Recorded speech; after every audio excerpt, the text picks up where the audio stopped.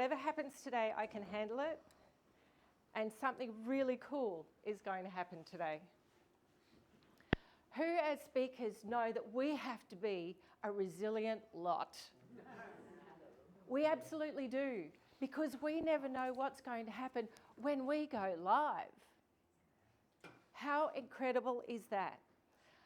Let me tell you a little bit about how I found my resilience as a speaker. I was doing way too many things. I was close to burnout. I was working full-time in a retail job. I was back-to-back president of my Rotary Club. I was taking care of my ageing mum, whose darling thing I left at home at 89 years of age. And in the middle of all of that, I was trying to build my speaker business. I was not doing any of it with 100% efficacy. I was doing it all, but not wonderfully well. The retail job I had was getting great results for my employer, but left little satisfaction for me. I had to create some space in my life. What did I do? I quit Rotary. That was the number one thing I did. It was a quick and instant go-to that created some space back in my life. I had first joined Rotary when I needed to create something in my life that was a little bit more fulfilling than just work. I loved the philanthropy side of Rotary, and when I was a kid, I was a Rotary brat, for anybody else who might know what that is. My dad was in Rotary, and back then it was a place where you could network business-wise and, you know trust and like people, and then you would do business with each other. However, what I failed to realise quickly enough was that the Rotary Club I was about to join were full of retired people. So there was not going to be much joy business networking in that space. They were all very well into the philanthropic side of things, but not much chance for business. In my second year in Rotary, I was on the board. The year after that, I was the president. And the year after that, I was the president again. I quit, and I just walked away, and everybody was going, what a surprise. But you know what that did for me? It created a tiny little crack in my life that allowed some speaking engagements to come to me, because I had decided a few years ago that I wanted to write, travel and speak for the rest of my days. And if I could do those three things, I would be deliriously happy. So what do you think happened when I quit Rotary? Those things started to come to me. How wonderful. So then that gave me a little impetus to quit my retail job, my regular paycheck, my regular income, my regular routine, my go to work for 8 hours a day, standing there waiting for someone to come in and buy something. Do you want to buy this? Yeah, okay, fine, see you later. Great job, great results for the company. I was empty. There was nothing there for me. So what happened when I quit my retail job and took on this was amazing things. But here's what I learned. I created a system around what I needed to do to put me in a better place to be a better speaker and run a better speaker business. The first thing I had to do was check in on my values. Now, I knew that the values that had got me to there were not going to get me to there, or to here, to there, to whatever is next. I had to create a new set of values for myself. And I did a lot of deep thinking about that. Now, I know there are some people in this room that talk about values, and that is fantastic, because it is a great starting place for everything. When you're working towards your values, or working with your values, doesn't life just feel better? So as a speaker, I'm going to ask you to throw some words at me. If you want to come across as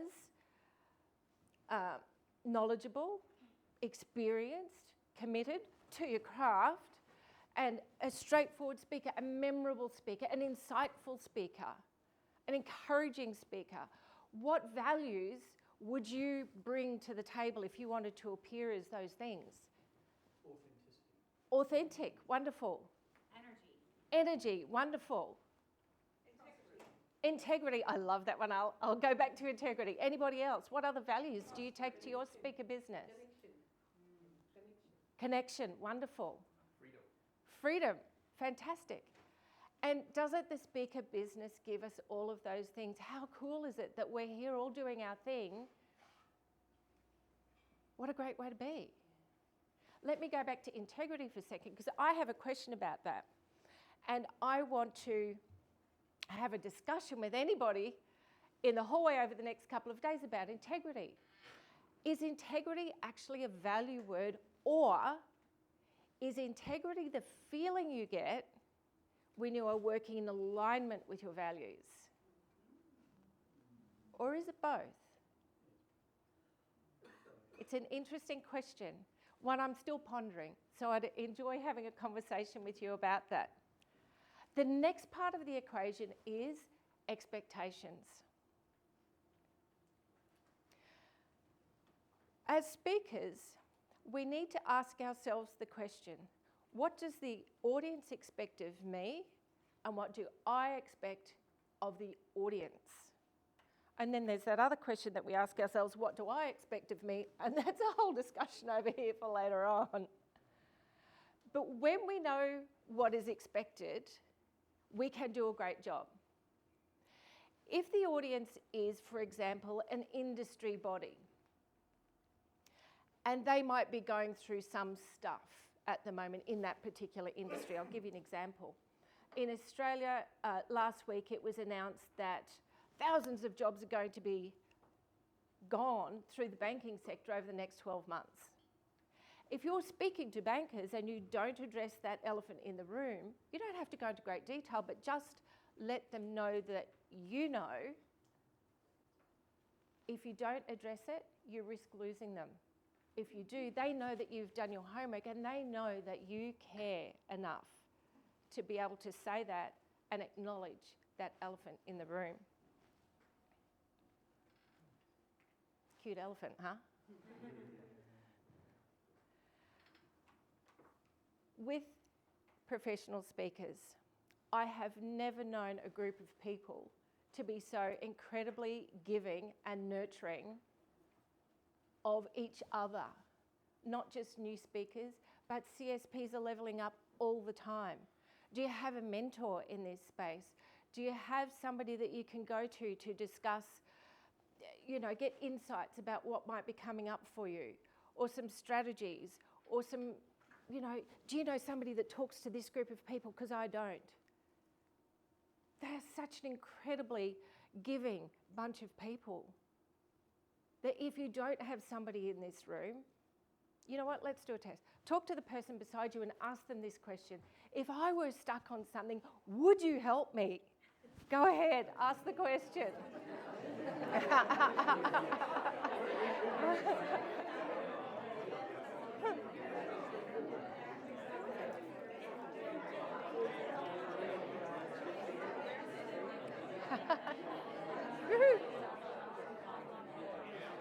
Did anybody say no? Oh, okay. Did anybody say no? I would be very surprised if there was a no in the room just then. And typical speakers, that was meant to be just a quick exercise. However, that's all good. So expectations are all about what do you expect from me and what do I expect from you. It's a bit like Bill's discussion before about context. It allows for a negotiation. It gives you the opportunity to say, I expect this from you, you expect that from me. Okay, this isn't quite sitting within my values. Where can we negotiate here? So the next part of the equation, there's two bits left. R&B does not stand for rhythm and blues. It stands for resilience is the next one. Now, resilience to me is not about bouncing back. I have this thing, where is it? Where is it? Here. I have a rubber band. The dictionary meaning of resilience is to bounce back. And a rubber band does that brilliantly. Bounce back or to return to its former state. If you stretch a rubber band and it doesn't bounce back, it's no longer fit for purpose. And so we just go, it's done. We don't want to do that with people. So resilience is not about bouncing back. I don't know if it's about bouncing anywhere. I actually question whether resilience is the right word to use with people. Oh, that went backwards. See, I'm being resilient. I gotta go that way. Hands up if you've ever been on stage and you've suffered from dry mouth. Forgotten your lines, keep it up. And what if you had tech that worked brilliantly in rehearsal and the minute you've gone live, it hasn't? 2 hands. Yeah, 2 hands, yeah. I know, right? For some people, that would be a fail. But for other people, it's an opportunity to learn something new so that we can fix it for next time. We can do what we need to do. When we have that failure, what happens? We learn, we grow, we do better next time. We make better choices. So when we make better choices, what happens? We become more resilient. We do better. Life is good. So with the dry mouth, what do? You have a cup of tea. You have a cup of tea. You have a lozenge or a cup of tea in the break beforehand. You have some water on stage, so if you get that dry mouth, you do what you need to do. And when we prepare ourselves, when we do better, we avoid the unnecessary setbacks the next time we perform. We are not rubber bands. We do not bounce back. We do not bounce anywhere. We actually, the process, we learn, we grow, we evolve. We evolve as human beings. Every time we do better, is that not part of evolution? Our personal evolution? I believe it is. When we have all of those things in place, we get to set solid boundaries around them. We know what our values are. We can stand solidly there. We've negotiated with our expectations and we know where our line in the sand is. I expect this from you, you expect that from me. That's a great negotiation. We have put on our big resilience pants and we're going, I can do whatever happens today, I can manage it. Today's going to be a great day. We can do this. When you stretch your boundaries from the inside and you decide that you're going to expand and grow and learn and evolve as a person, that is fantastic. But when that pressure comes from outside, is that considered a boundaries violation? Do we have the strength and the ability to say, thank you, but no? That doesn't work for me today. That tramples on my values. That's giving me an icky feeling in my gut. I don't want to do that. How many times have we taken on a project that has given us a lot of money at a time when we've needed it? We've got mortgages to pay, kids to put through school, all that stuff. We take on a job that pays well, but turns to poo in a bucket because there's a values misalignment. When our head, our heart, and our gut are in alignment, we will always make a good decision. When we're not in alignment with who we are and who we really need to be and want to be as people and as speakers, that's when things turn to putty. We can really take care of ourselves when we know what our values are. We know how far we want to push ourselves. That's the expectation.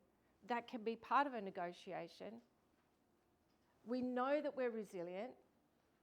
Today is going to be a great day. Good things are going to happen to me today. Whatever happens, I can handle it.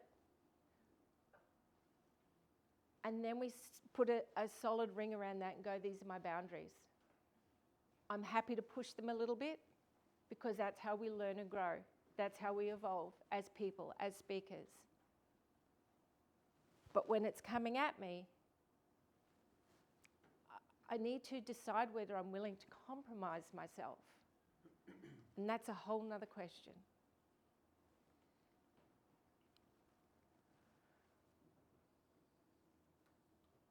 So what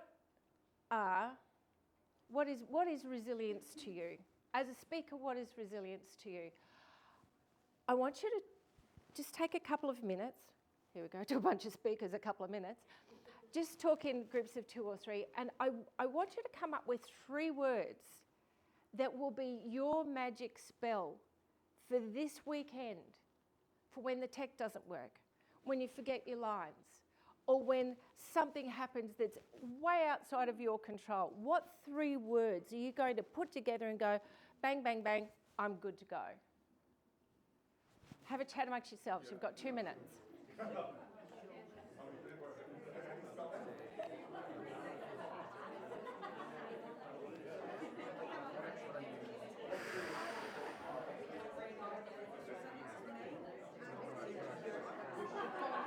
3.5 minutes left, but would you like a little bit more time than that? We'll see how I go. I'm close to wrapping up, but Yeah, we'll but if see. you need a little bit more. That's why I'm doing this. Yeah.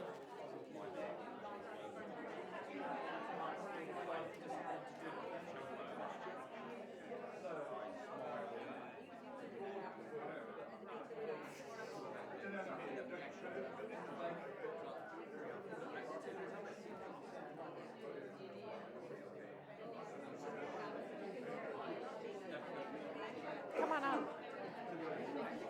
Cool shot behind you as Thank well. you. I'm basically trying to just get a whole lot of B-roll as, because I'm Yeah. still on the one camera. Yeah, But of I'm going to course. make for quite a dynamic video. So Thank you're you. doing such a good job. Oh, thank you.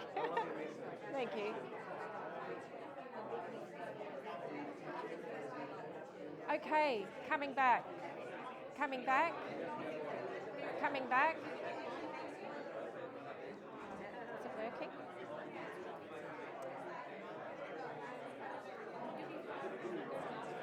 I don't need 5. I don't know. Hello. Hello, are we coming back? Coming back to the room. Coming back to the room. That's my teacher voice. Okay, who would like to share their 3 magic words? Who's got 3 words? Okay, Tatiana. I have adaptability, calmness, and creativity. Wonderful. You in a little Aussie coaster. Who, Julia, what have you got? I have a little mantra. I say lurch, laugh, learn. I love it. Congratulations. Okay, Rob, you had your hand up, didn't you? Did you have your hand? Yeah, breathe, embrace, and learn. Beautiful. There we go, little Aussie. Did you have your hand? No, you had your hand up. Hello. I can. I can. You can too. And you can have a little Aussie coaster. Somebody over this side of the room. Hello. Hi. I saw the Aussie flag, so I have to get it. I've got this. I've got this. You do I've got have this. this. I've got this. 3 words. Brilliant. Thank you. Anybody? I've got one more coaster. Who wants to have a go? Oh! Dr. Alka. Pardon? Be like water. Oh, be like water. That's beautiful. That's amazing. Be like water. We just need to flow. Be like water. How do you beat that, right? So, these are mine. Reflection, perspective, and growth. It gives me an opportunity that when I have that fail or that fall that is inevitable really for all of us at some point when we're on stage, I give myself a moment of reflection. Then I can put it into perspective and go, well, I didn't implode, so that's kind of cool. And what did I learn from it? I have expanded my knowledge bank. That's the process of evolution, isn't it? We just keep on getting bigger and better and more wonderful at our craft. We're all here as speakers. And how wonderful is it that we are living life on our terms? What a gift. Not everybody gets to do that. What a gift. So here is resilience in a verb in a nutshell. We get to learn, grow, and evolve. That's resilience. And remember those 3 words that you've got, because at some point over the weekend you may need to use them. If things go a little pear-shaped or not quite to plan. Thank you.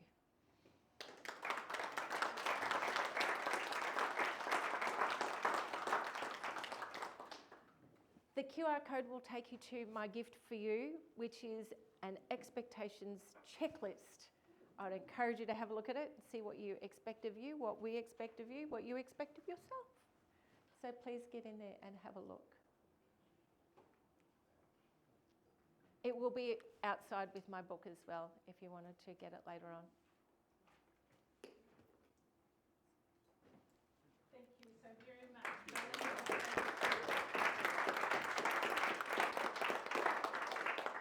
It's wonderful. We've got 1 minute. Does anyone have any question they would like to ask Belinda before she sits down?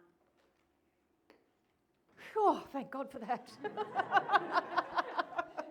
And we apologise for